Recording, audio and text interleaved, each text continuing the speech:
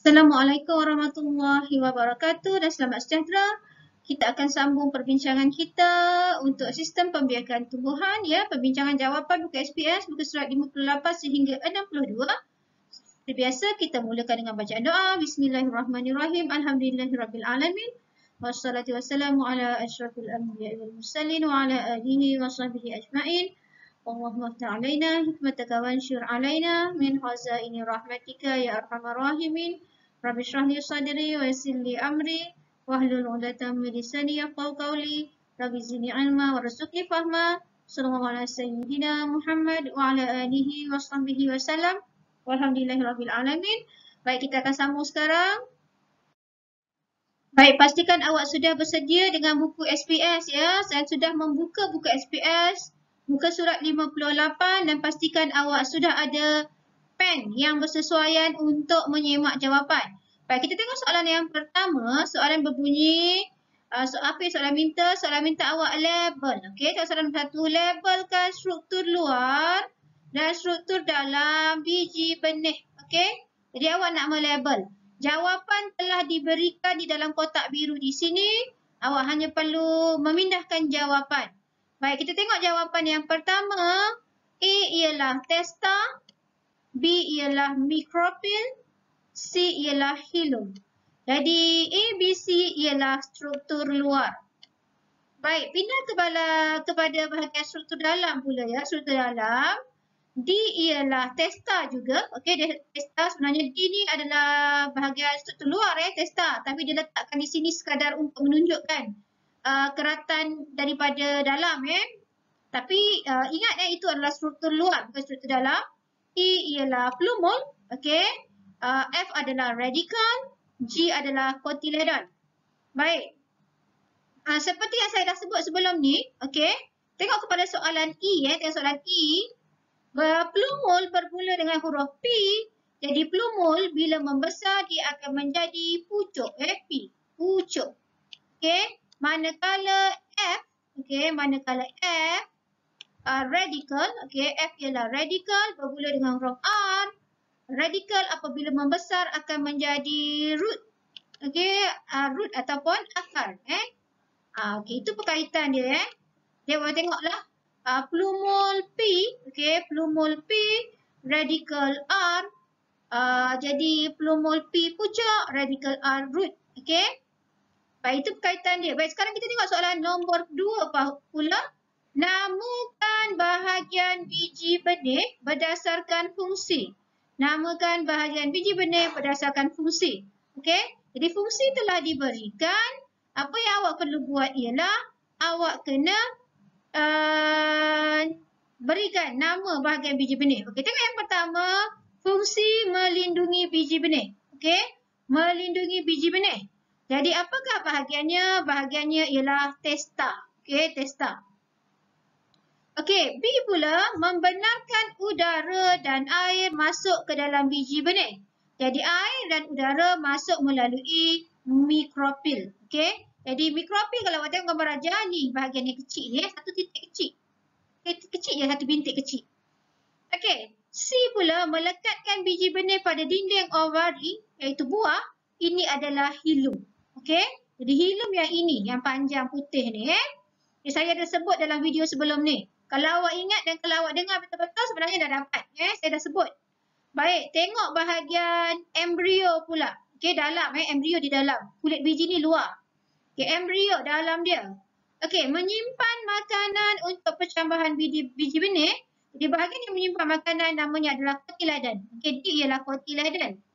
Okey, tumbuh menjadi pucuk, P pucuk. Ini adalah E plumule. Okey, ini adalah plumule. Okay, macam saya dah sebut tadi kat sini, saya sebut tadi. Alright, untuk R pula tumbuhan menjadi akar. Akar ialah root. Awak nampak kat bawah ni bahasa Inggeris dia root, Root. Jadi R adalah radical. Okey. Jadi kalau jawapan awak betul, semua sekali, saya dah ajar banyak kali. Kalau betul, awak bracket dan tick semua sekali. Yang atas ni pun sama, bracket dan tick. Saya dah sebut banyak kali. Saya harap awak ikut. Ya, ikutlah. Apa yang baik itu ikut. Okey, soalan nombor 3. Sekarang kita buat soalan nombor 3. Tandakan tik Okey, awak kena tik bahagian biji benih yang membentuk embrio. Apakah bahagian yang membentuk embrio? Okey. Jadi bahagian yang membentuk embrio, awak boleh tengok kepada gambar rajah di atas ni. Okey, ni gambar rajah ni. Okey. Jadi bahagian ini menunjukkan apakah bahagian yang membentuk embrio. Jadi jawapannya plumule, radical, cotyledon. Okey, ataupun awak boleh rujuk kepada jadual nombor 2 di bahagian ini. Embrio terdiri daripada apa? Cotyledon, plumule dan radical. Okey, jadi jawapannya ada 3. Okey, jadi awak kena tik yang mana? Okey, awak tik yang pertama yang ini plumule. Okey, tik betul. Kemudian radical dan kemudian cotyledon. Okey, ada 3 jawapan di situ. Testa dengan mikrofil ini bukan ya. Baik, sekarang kita sambung muka surat 59. Okey, 59. Ramai pelajar yang hantar saya dah buat teguran ya. Saya buat teguran, saya kata tolong label. Okey. Kebanyakan awak dah lukis ya. Lukisan semua cantik-cantik. Okey. Semua anak murid saya berbakat ya menjadi pelukis terkenal nampaknya. Cantik-cantik belaka ya. Kagum saya lihat lukisan awak. Cuma satu sahajalah lupa nak di-label. Alright. So saya dah pesan suruh label. Label lah anak-anak ya. Baik, kita tengok hari pertama. Okey, hari pertama. Ini lukisan dia. Baik, lukisan ini saya harap awak lukis lukisan saya kata dia, okey, awak tengok dulu ya. Saya tengok dulu penerangan dia. Okey, apa yang berlaku? Nombor 1 dia kata, yang pertama apa yang pecah? Testa pecah. Okey, yang tubuh keluar apa? Yang tubuh keluar ialah radical. Okey, jadinya dalam awak punya gambar tu, okey, awak punya gambar tu, lepas awak lukis, kalau awak ingat gambar yang saya kasih, saya suruh awak lukis sikit lah macam ni. Okey, so radical dia ada kat sikit kat situ. Dia pecah kat sini ya. Testa dia pecah lah sikit macam tu. Okey, so buatlah gambar pecah sikit.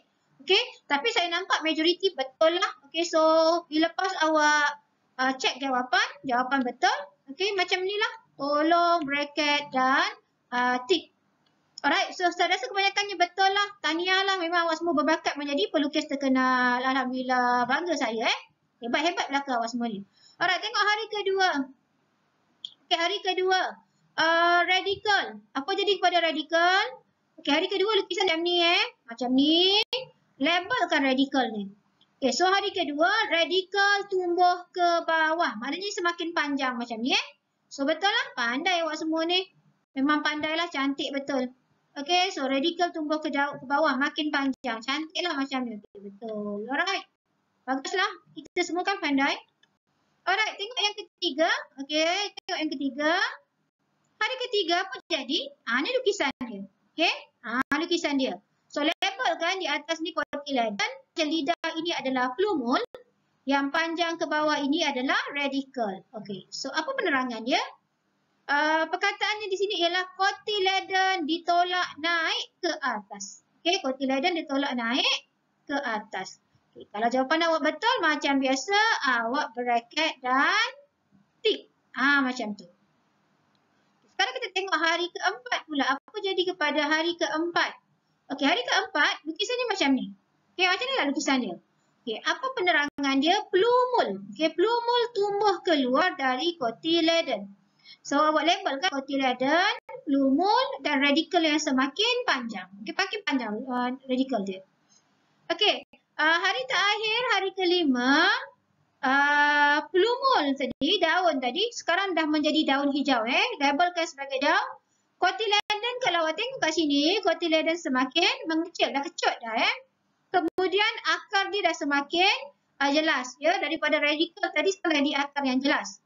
Baik, penerangannya apa? Batangnya semakin panjang dan plumule, plumule membentuk daun hijau. Alright, cotyledon semakin mengecut dan akhirnya digugurkan. Okey, jadi siapa-siapa yang ada cuba tanam, kalau awak cuba tanam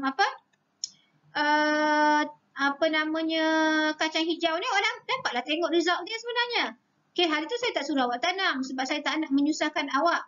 Sebab sekarang ni kita seremban PKPD kan, jadi saya tak naklah awak terpaksa keluar menyuruh mak ayah awak, menyusahkan mak ayah awak pergi keluar untuk membeli. Sebab tu saya tak suruh. Tapi siapa yang ada kacang hijau yang nak buat-buatlah, boleh tengok sendiri Sangat seronok sebenarnya.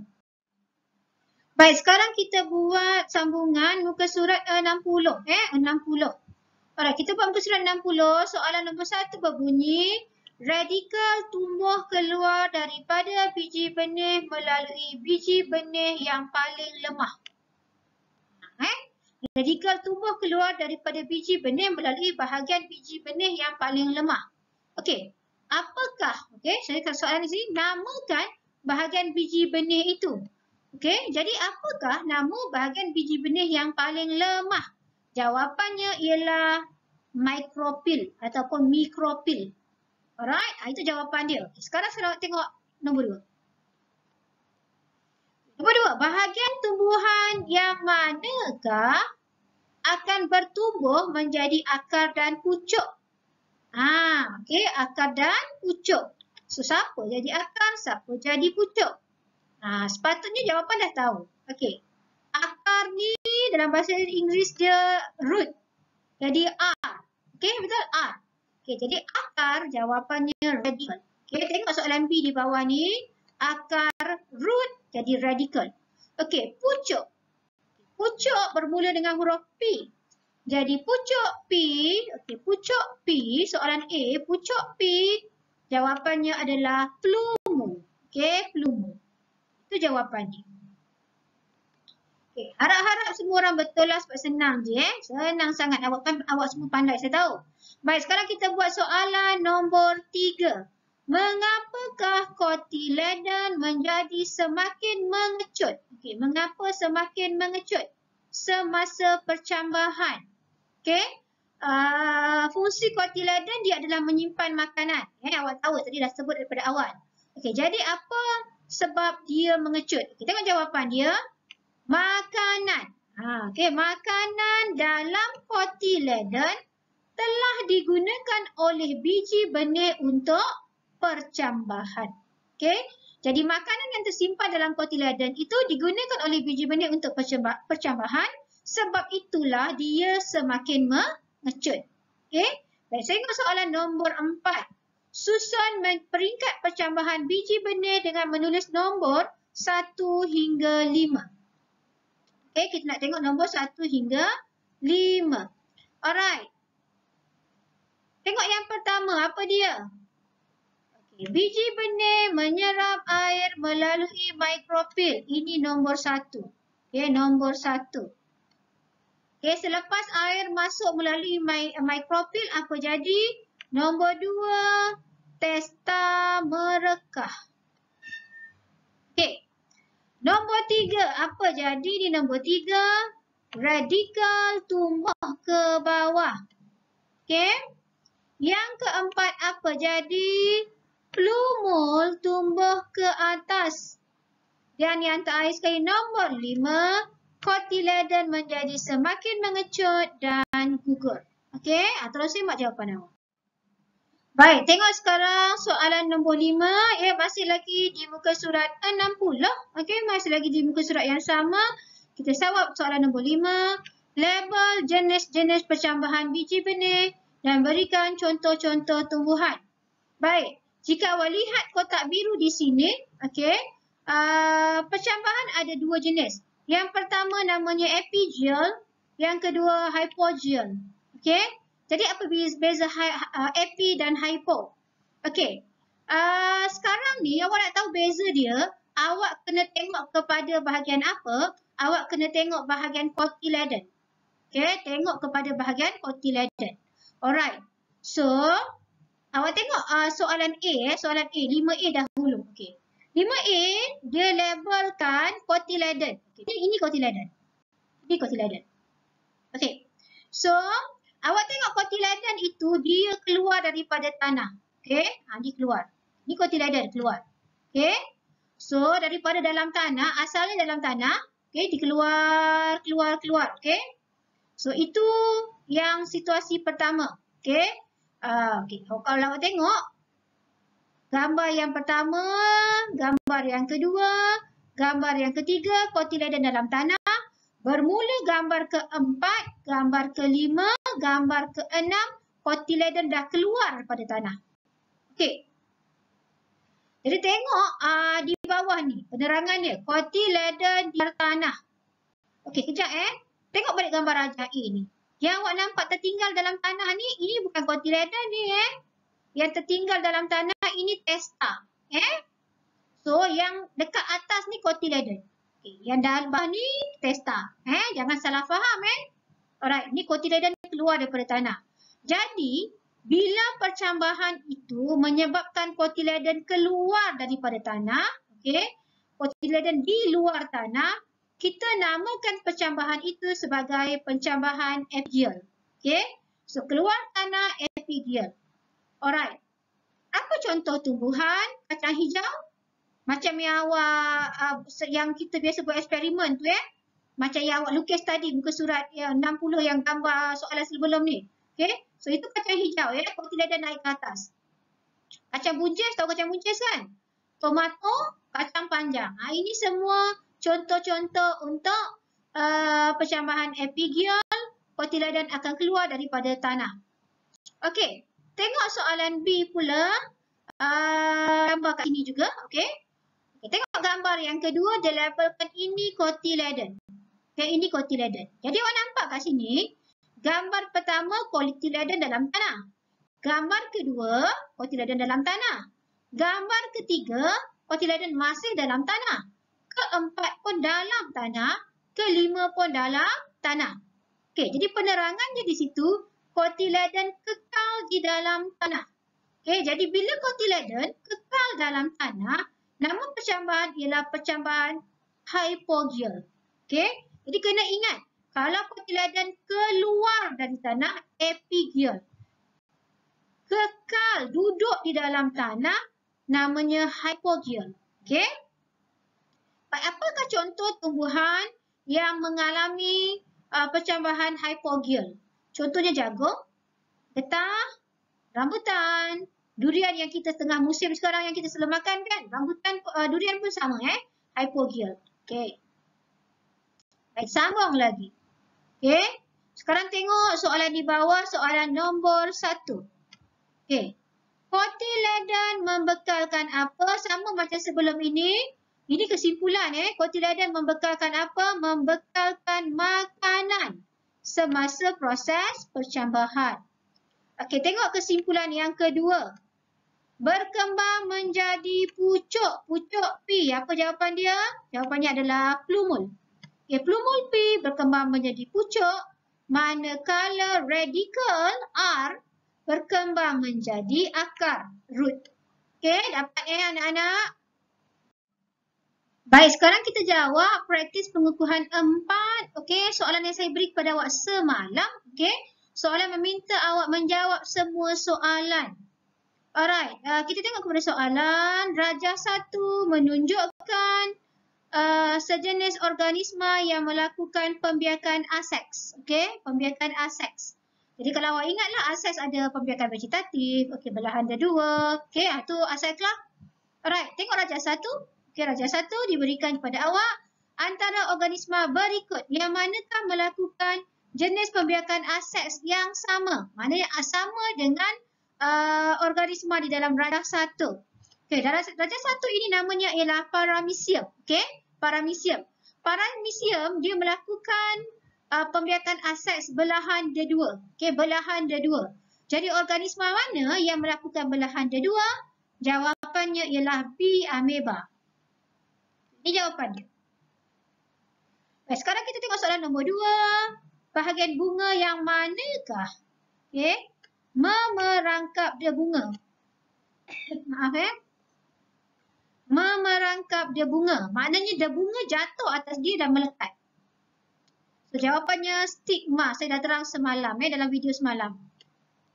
Kenapa boleh terperangkap pada stigma? Kerana stigma permukaan dia melekit. Kenapa melekit? Kerana dia diselaputi oleh larutan gula. Baik, soalan nombor 3. Rajah 2 menunjukkan satu proses yang berlaku di dalam sistem pembiakan perempuan. Berlaku dalam badan individu perempuan. Baik, soalan bertanya, di manakah berlakunya proses itu? Baik, sebelum awak nak jawab soalan ini, awak kena tengok dulu rajah 2 ini. Awak kena tahu dulu apakah nama proses ini. Alright. Nah, itu yang kena tahu dulu. Jangan pandai-pandai jawab. Kita tengok dulu. Baik, kita tengok di sini. Awak tengok di sini. Okay, saya bulatkan ni. Ini adalah satu sperma yang dapat menembusi membran ovum. Okay. So, satu sperma dah dapat menembusi ovum. Bila satu sperma menembusi dinding ovum, nama proses itu ialah proses persenyawaan. Okay. Persenyawaan. Okey. Sekarang, di manakah proses persenyawaan berlaku? Okey. Jadi, proses persenyawaan berlaku di dalam tiub fallopian. Okey. Baik, kita dah belajar lah 2 minggu lepas. Okey, nombor 4. Antara tabiat berikut, yang manakah berbahaya kepada fetus? Okey, boleh membahayakan fetus. Yang pertama, bersenam. Bahaya ke tidak kepada fetus bersenam? Jawapannya apa? Jawapannya taklah. Okey. Tapi bersenam yang ringan-ringan je lah. Janganlah awak bersenam macam orang lain. Okey, yang kedua. Makan makanan seimbang. Bahaya tak kepada fetus? Tak juga. Okey, makan makanan seimbang baguslah untuk fetus. Okey, bagus. Okey, tengok jawapan yang ketiga. Merokok. Bahaya tak? Ya, sangat bahaya. Yang terakhir sekali, minum alkohol. Bahaya ke tidak kepada fetus? Ya, sangat bahaya. Jadi, apakah jawapannya? Jawapannya ialah 3 dan 4, D. Okey, 3 dan 4, D. Baik, tengok soalan nombor 5. Rajah menunjukkan sistem pembiakan lelaki. Okey, okey, awak tengok sistem pembiakan lelaki. Baik, soalan tanya, organ manakah, okey, antara A, B, C dan D melindungi testis. Okey, melindungi testis. Okey, jadi yang manakah organ yang melindungi testis? Baik, sebelum awak tahu, sebelum awak jawab, awak kena tahu dulu yang mana satu testis. Testis yang mana? Testis yang ini, A. A ni testis. Okey, A ni testis. Jadi siapa yang melindungi testis? Okey, mestilah yang di luar testis. Ni di luar testis. Luar testis. Okey, jadi di luar testis apa? Di luar testis adalah B. Jadi jawapannya ialah B. Okay, itulah jawapannya. Baik, kita sambung lagi muka surat 61. Jadi di atas ni, soalan bahagian B di atas ni adalah soalan muka surat 61. Baik, kita tengok soalan nombor 1A. Dia kata, padankan organ-organ pembiakan lelaki dengan fungsinya. Okay, ini adalah organ pembiakan lelaki. Awak kena padankan dengan fungsinya. Okey, sekarang tengok organ pembiakan yang pertama ialah testis. Okey, testis. Apakah fungsi testis? Menghasilkan sperma. Okey. Kemudian B, kelenjar prostat. Apakah fungsinya? Menghasilkan bendalir yang mengaktifkan sperma. Okey, kalau betul awak bracket. Okey, bracket macam ni. Tik. Kemudian bracket macam ni. Tik. Kemudian bulat di sini 2 markah. Okey, bulatkan nombor 2 tu. Maksudnya dapat 2 markah lah. Baik, kita pindah kepada soalan B. Lengkapkan peta alir di bawah tentang perkembangan manusia. Okey, jadi macam manakah manusia berkembang? Kita nak tahu. Okey, kita tengok kepada gambar rajah di bawah peta alir. Ovum dan sperma. Ovum ini ada pada perempuan, sperma ada pada lelaki. Baik, bila ovum dan sperma bertemu, berlakulah satu proses namanya persenyawaan dan akan terbentuklah zygot. Okey. Kemudian zygot membesar menjadi embrio. Embrio membesar lagi menjadi fetus dan akhirnya menjadi bayi. Okey. Okey. Sekarang kita tengok bahagian C. Okey, bahagian C. Rajah 2.1. Yang ini muka surat 62. Rajah menunjukkan sistem pembiakan perempuan. Okey, soalan 1 di bawah ini label organ K, L dan M pada rajah yang ditunjukkan di atas. Jadi aku kena labelkan lah. Alright, K itu apa? K tiub fallopian. L adalah uterus, M adalah cervix. Okey? M adalah cervix. Okey, kalau awak tengok M ni, soalan M ni, okey, M, dia tunjuk di sini, bukaan kecil di bawah ni. Ini adalah cervix. Kalau dia tunjuk di sini, okey, kalau di sini, itu barulah faraj. Okey? Jangan silap bukaan kecil di sini, okey, bukaan kecil di sini, itu namanya cervix. Right? Sambung lagi. Baik, masih lagi di muka surat 62, soalan bertanya, namakan. Okey, maaf, bukan namakan, nyatakan. Okey, nyatakan dua fungsi organ L. Okey, organ L. Okey? Alright, organ L tadi adalah uterus. Okey, organ L adalah uterus. Okey, apa fungsi dia? Okey, saya dah kasih jawapan. Sebab dia, kalau tengok jawapan di sini, markah di sini bukan jawapan. Markah di sini dia kata dua markah, dua markah. Bila dua markah, awak kena kasih 2 poin P1, P2. Ini saya dah ajar dalam kelas So kita tengok markah, okey.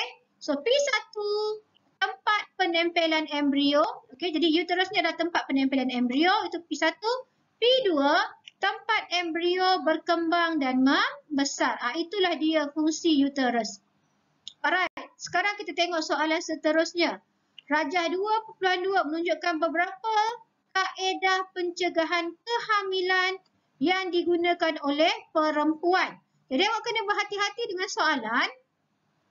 Ada alat pencegahan kehamilan untuk lelaki, ada untuk perempuan. Jadi soalan sekarang minta untuk perempuan. Okey, awak tengok gambar yang pertama.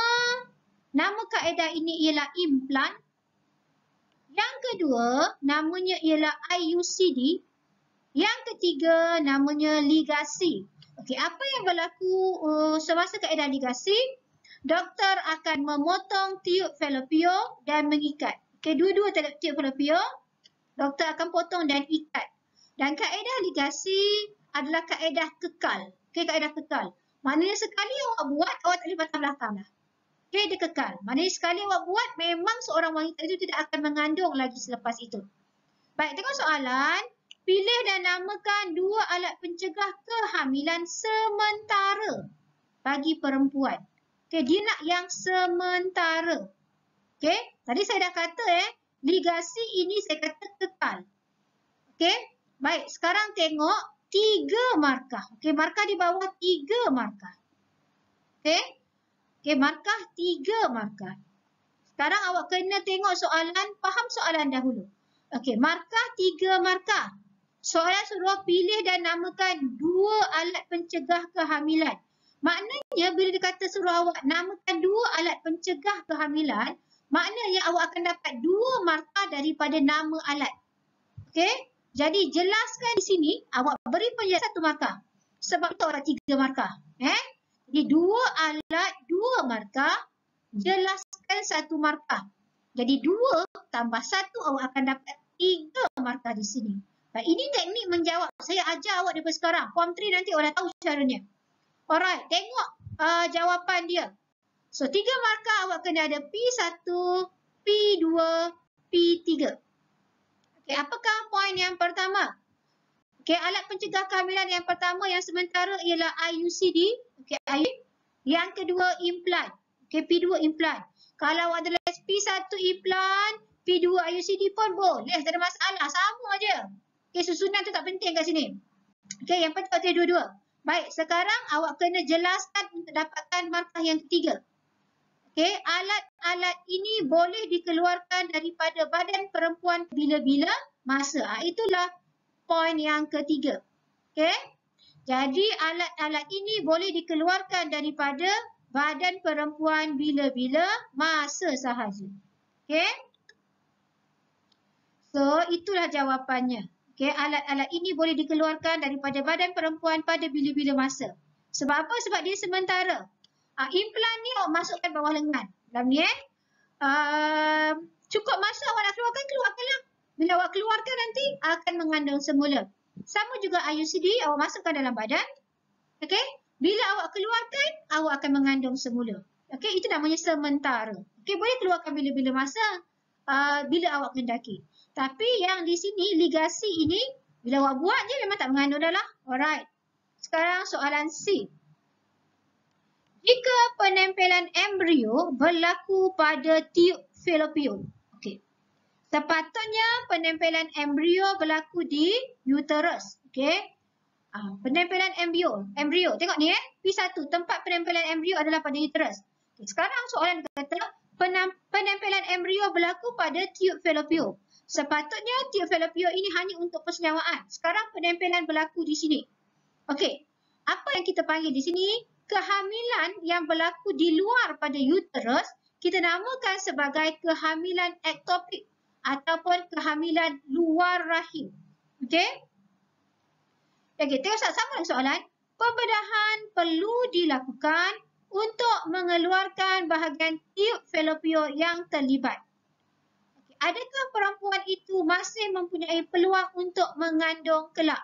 Okey, jadinya katakanlah awak tengok gambar rajah ni katakanlah embrio tu menempel di tiub fallopian sini.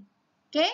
Jadi bila berlaku je penempelan di sini kita panggil sebagai kehamilan luar rahim ataupun kehamilan ektopik. Jadi apa yang doktor buat? Doktor akan buat pembedahan dan buang bahagian tiub fallopian yang sebelah sini.